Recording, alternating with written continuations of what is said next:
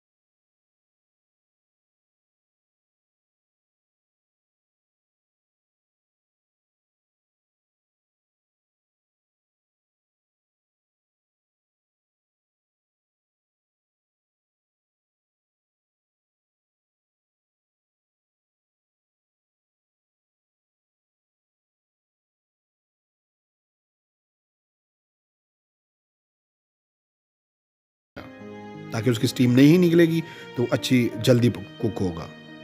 तो ये देखें, ये आटा प्रॉपर हमने चारों साइडों पे लगा दिया है। ये देखें, ढक्कन बड़े ध्यान से रखना क्योंकि आटा गीला होता है, आगे पीछे हो जाता है, इसलिए आराम से रखें।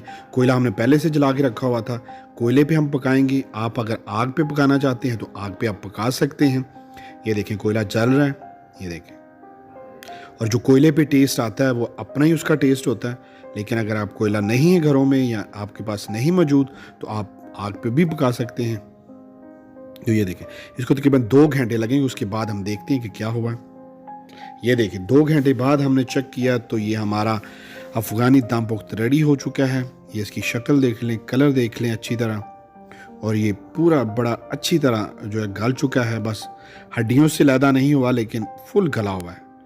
हर एक चीज़ जो है ना प्रॉपर और एक जान हो कुक हुई। ये चीज़ों की लुक देखें ज़रा, ये देखें, हर एक चीज़ जो है ना मज़ेदार और टेस्टी। और मैं जो है ना एवरी टाइम इसको पसंद करता हूँ। ये देखें, ये इसकी जो यखनी है, इसकी फैट जो भी अंदर पकी है, कमाल है। ये घरों में ज़रूर ट्राई कीजिएगा और अगर पसंद आया तो हमें ज़रूर बताइएगा, सब्सक्राइब करिएगा और लाइक करिएगा और दुआओं में हमें याद रखिएगा। Thank you. जी वीवर, उम्मीद करता हूँ आज की रेसिपी आपको पसंद आई होगी। अगर पसंद आई है तो लाइक करें, सब्सक्राइब करें और शेयर करें और बेल आइकन को लाजमी प्रेस करें। Thank you.